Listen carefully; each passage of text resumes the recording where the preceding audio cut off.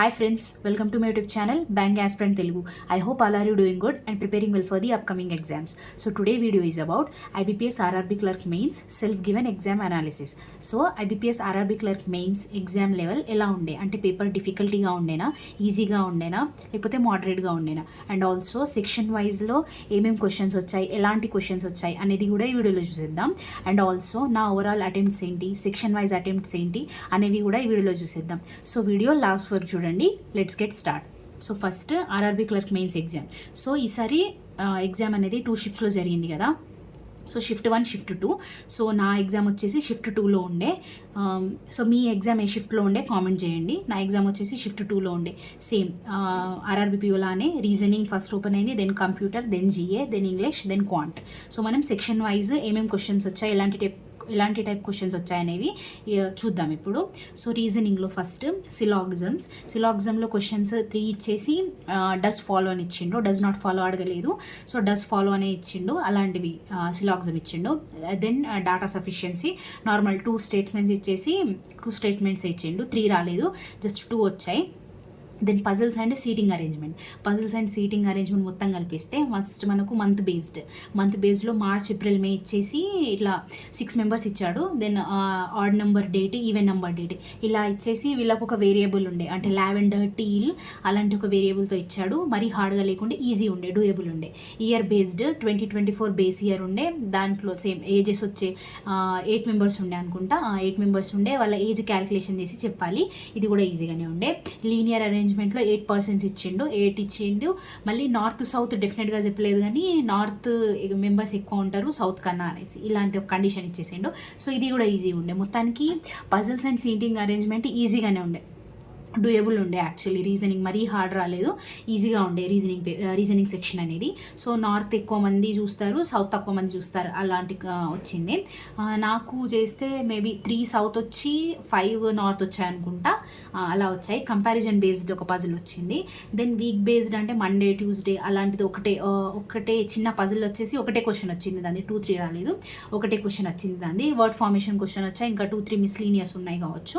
So ఇది reasoning paper. So మొత్తానికి reasoning paper చూసుకుంటే అంత ఈజీ వచ్చింది, డూయబుల్ వచ్చింది రీజనింగ్ పేపర్. మరి హార్డ్ రాలేదు, మోడరేట్ అని కూడా చెప్పలేము, ఎందుకంటే ఈజీ వచ్చింది పేపర్. అన్నీ ఒకటేసారి చేయంగానే వచ్చేసినాయి.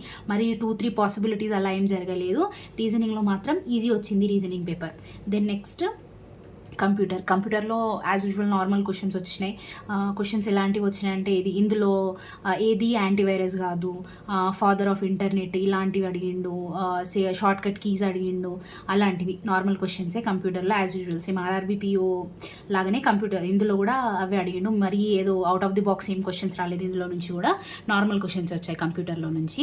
దెన్ జీఏ, ఇంకా దీనికి సర్ప్రైజ్ అని ఏం లేదు. సేమ్ ఆర్ఆర్బీపీఓలో ఎలాంటి ట్విస్ట్ అండ్ టర్న్స్ ఉండేనో సేమ్ ఇక్కడ కూడా ఆర్ఆర్బీ క్లర్క్లో కూడా సేమ్ అలానే ఉండే. ఇంకా చెప్పాలనుకుంటే ఇందులో నెక్స్ట్ లాస్ట్ ఇయర్కి వెళ్ళిపోయిండు.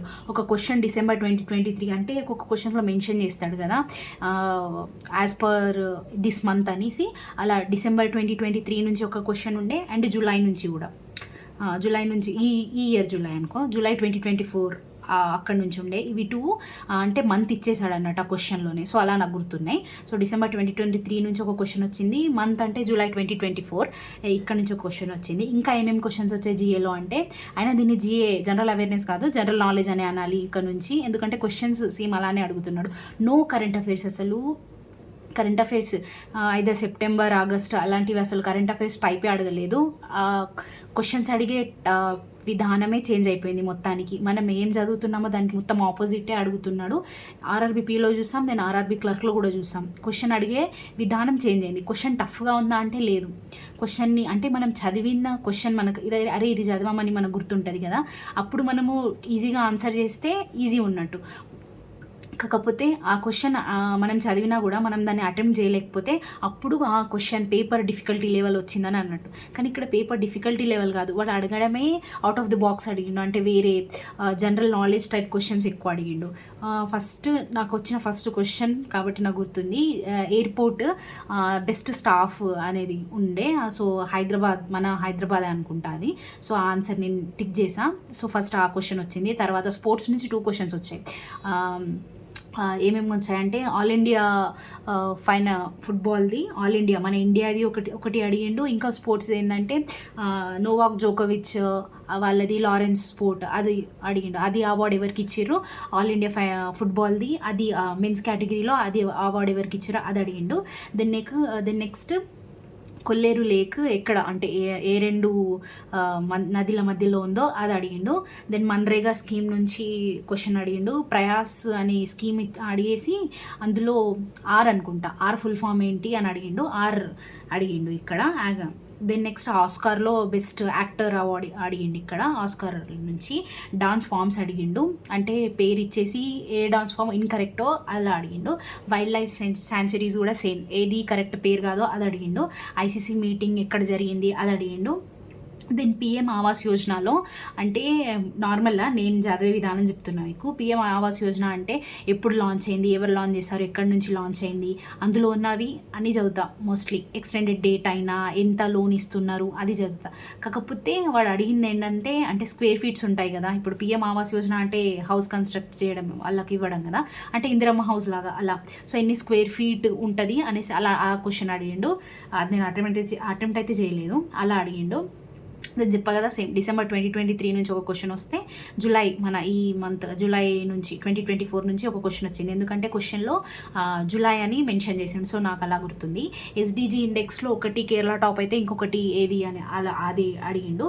జపాన్ మూన్ మిషన్ ఏంటి, మన చంద్రయాన్ లాగా అక్కడ దాని పేరు ఏంటి అలా అడిగిండు.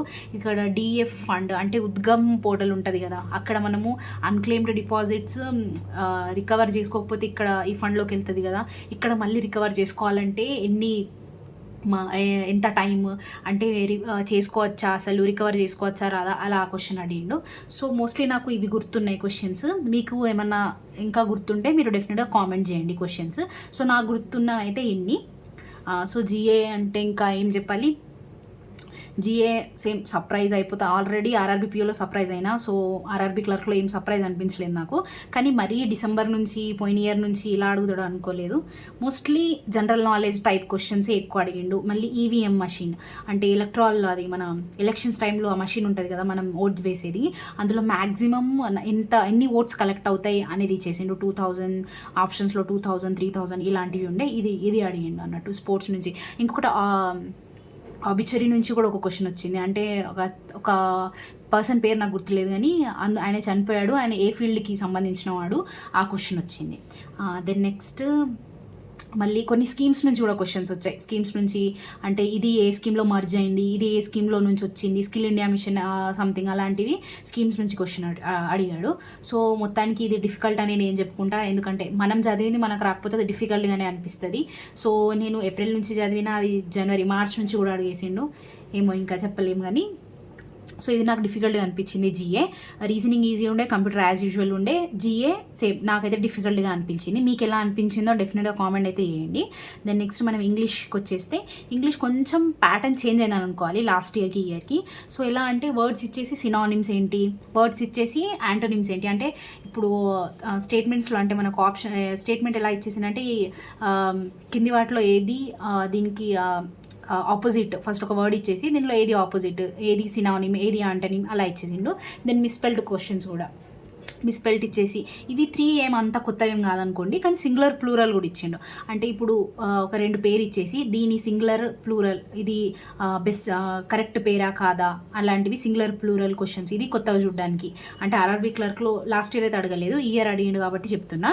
సో సింగులర్ ప్లూరల్ ఫామ్స్ అడిగిండు. దెన్ నెక్స్ట్ క్లోజ్ టెస్ట్ దేని మీద వచ్చిందంటే పెట్స్ అంటే ఏదో సమ్ ఆర్గనైజేషన్లో పెట్స్ని వాళ్ళు ఇన్వైట్ చేయడం, స్కీమ్ ప్లాన్ చేయడం, అలాంటిది క్లోజ్ టెస్ట్ వచ్చింది. కొంచెం కన్ఫ్యూజింగ్ ఉండేది, నాకు కొంచెం ట్రికీగా అనిపించింది. అంటే grammar and language based use చేసిన కొంచెం క్వశ్చన్స్ ట్రికీగా అనిపించినాయి క్లోజ్ టెస్ట్లో.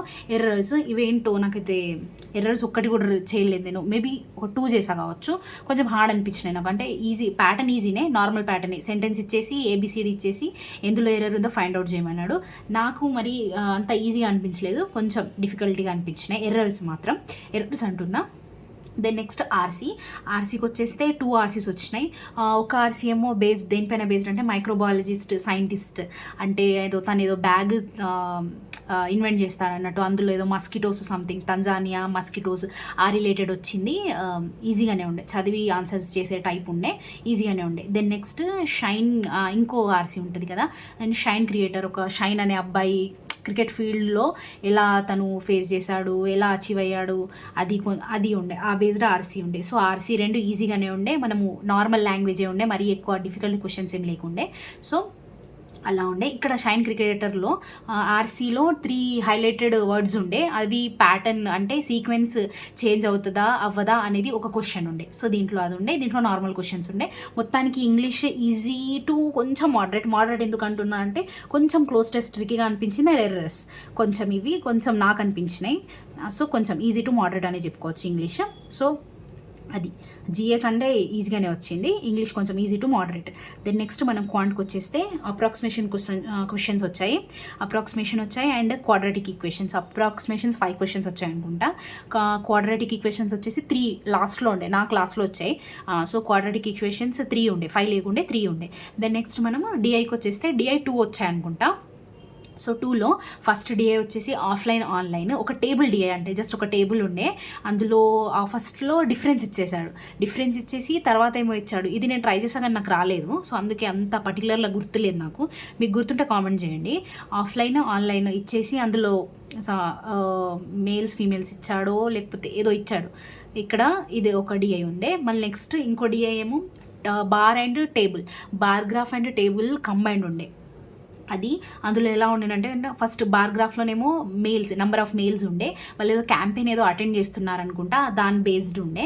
సో నెంబర్ ఆఫ్ మెయిల్స్ ఎంతమంది అది ఇచ్చేసిండు బార్గ్రాఫ్లో. దెన్ నెక్స్ట్ టేబుల్కి వచ్చేస్తే టేబుల్లో ఎలా ఇచ్చిందంటే వీళ్ళు మేల్ అటెండ్ అయిన వాళ్ళు అండ్ మేల్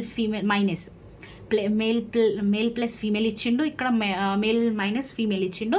ఇక్కడ వీళ్ళ రేషియోలో ఇచ్చిండు, నంబర్స్లో ఇవ్వలేదు, ఇక్కడ రేషియోస్లో ఇచ్చిండు. ఇక్కడ బార్గ్రాఫ్లో నంబర్స్ అనేవి ఎట్లా వచ్చేసిందంటే 400, ఒక్కొక్క లైన్ వాల్యూ 40 వచ్చింది నాకైతే. So 400, then next smaller value ఉంటుంది కదా 440, 480, సో డిఫరెన్స్ 40 వచ్చింది. సో అలా వీళ్ళ వాల్యూస్ ఉండే. దెన్ నెక్స్ట్ వీళ్ళ సాల్వ్ చేస్తే ఇది వచ్చేసింది. సో ఇది సాల్వ్ అయింది నాతో. ఎక్కువ ట్రిక్కీ అని చెప్పలేను కానీ కొంచెం టైం టేకింగ్, కొంచెమే, మరీ ఎక్కువ కాదు, కొంచెం టైం టేకింగ్ ఉండే క్వశ్చన్స్. అందులో ఒక క్వశ్చన్స్ కొంచెం టైం టేకింగ్ ఉండే, x:y సిది అలా అని కొంచెం ఉండే అనుకుంటా ఇందులోనూ. సో అలా ఇది వచ్చింది డిఐ, కానీ ఇది రాలేదు ఆఫ్లైన్ ఆన్లైన్. నేను ట్రై చేసా కానీ రాలేదు, నాకు ఆ డేటా అర్థం కావలేదు. సో ఇది చేయలేదు నేను. సో ఒక డిఐ చేసా, బార్ అండ్ టేబుల్ది, male and female, male minus female, మేల్స్ది, ఇది చేసా డిఐ. దెన్ నెక్స్ట్ కేస్లెట్కి వచ్చేస్తే కేస్లెట్లో 2 వచ్చాయి. ఒకటి మినీ కేస్లెట్ వచ్చింది, ఒక 2 క్వశ్చన్సే ఉండే అందులో.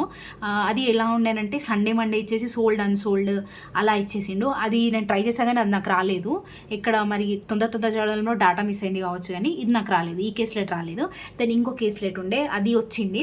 సో అది అందులో డేటా ఏముండేనంటే ఏబీసీ అని ఇచ్చేసి వాళ్ళు కేక్ బేక్ చేసేది, మొత్తం ఏబీసీ ఇంత బేక్ చేస్తారు, అందులో సోల్డ్ అన్సోల్డ్ అని ఇచ్చేసిండు. ఇది ఇందులో నెక్స్ట్గా ఇంకో కేస్లెట్ ఉండే కదా, అందులో బేక్డ్ కేక్స్ అని ఇచ్చేసి వీళ్ళు ఇంతమంది ఇంత కేక్ చేస్తారు, సోల్డ్ అన్సోల్డ్ అని ఇచ్చేసి అందులో క్వశ్చన్స్ ఉండే. సో ఇది సాల్వ్ అయింది. సో సేమ్ ఒక డిఐ సాల్వ్ అయింది, ఒక డిఐ అవ్వలేదు, ఒక కేస్లెట్ అవ్వలేదు, ఒక కేస్లెట్ అయింది. సో మొత్తానికి ఒక కేస్లెట్ అటెంప్ట్ చేశాను నేను, ఒక డిఐ అటెంప్ట్ చేశాను. అండ్ అర్థమెటిక్ వచ్చేస్తే నేను 2 అటెంప్ట్ చేశాను అర్థమెటిక్ అంతే. ఒకటి పార్ట్నర్షిప్ క్వశ్చన్, పార్ట్నర్షిప్లో x-800 x-a లాంటిది ఏబి అని ఇచ్చేసి ఈజీ ఉండే. దెన్ నెక్స్ట్ ఈజీ అంటే కొంచెం టైం టేకింగ్, కొంచెం వేరియబుల్స్ ఉండే పార్ట్నర్షిప్. అండ్ ఇంకొకటి సింపుల్ ఇంట్రెస్ట్ క్వశ్చన్ ఉండే, p-800 అంటే ఫస్ట్ దాన్ని పీ వాల్యూ వచ్చేసినాక మళ్ళీ దానికి సింపుల్ ఇంట్రెస్ట్ పెట్టేసి అలాంటిది ఉండే. సో ఆ 2 క్వశ్చన్స్ అర్థమెటిక్లో చేసా. తర్వాత అవి చేయడానికి టైం లేకుండా యాక్చువల్లీ డిఎస్ కూడా ఉండే అనుకుంటా, నేను చూడలేదు. సో ఇవి చేసేవరకే టైం అయిపోయింది. సో ఇవి తొందరగానే అయిపోయినాయి, కానీ కొంచెం ఇక్కడ టైం వేస్ట్ అయింది. ఇక్కడ అంటే ఒకటే టేబుల్ ఉంది, కొంచెం డాటా చూసినా కూడా వచ్చేలానే ఉండే, కానీ రాలేదు. ఇది రాలేదు, ఇది కూడా రాలేదు. ఒక కేస్లెట్, ఇది స్మాల్ కేస్లెట్, ఇది రాలేదు సండే మండేది. సో ఇది టేబుల్, ఇది మేల్స్ ఫీమేల్స్ ఈ ఒక డిఐ వచ్చింది. అండ్ దెన్ నెక్స్ట్ వచ్చేస్తే ఈ కేస్లెట్లో ఈ బేక్డ్ కేక్స్ అనేది వచ్చేసింది. ఇక్కడ అన్సోల్డ్లో ఇక్కడ ఈక్వల్ అంటే ఏబి ఈక్వల్గా అన్సోల్డ్ అవుతాయి అని వచ్చింది. ఇక్కడ వాల్యూస్ 7:7 అంటే ఏ అన్సోల్డ్ 7, బి అన్సోల్డ్ 7 వచ్చేసినాయి. సో మీకు ఇదే వచ్చిందా? వస్తే ఒకసారి కామెంట్ చేయండి. సో నాకు ఈ వాల్యూస్ అన్సోల్డ్ అనేవి 7 వచ్చేసినాయి. సో ఇలా క్వాంట్ అయిపోయింది. సో మొత్తం పేపర్ చూసేస్తే పేపర్ లెవెల్ అనేది ఈజీ టు మోడరేట్ అని చెప్పుకోవచ్చు. డిఫికల్ట్ ఒక జిఏకి ఎక్సెప్షన్ ఉంటుంది. అది ఎక్కడి నుంచి అడుగుతున్నాడో వాడికి కూడా తెలియట్లేదు కావచ్చు. సో ఎక్సెప్ట్ జిఏ అన్నీ ఈజీగానే వచ్చినాయి. రీజనింగ్ ఈజీ వచ్చింది, కంప్యూటర్ కూడా ఈజీగానే వచ్చింది. English easy to moderate and quant also easy to moderate. మరి క్వాంట్ ఈజీగా ఉందంటే నాకైతే లేకుండే, ఈజీ టు మోడరేట్ అనే చెప్పుకోవాలి. సో ఇలా నేను పేపర్ని అటెంప్ట్ చేశాను. సో మీరు ఎలా అటెంప్ట్ చేశారో, మీకు పేపర్ ఎలా అనిపించిందో కామెంట్ చేయండి.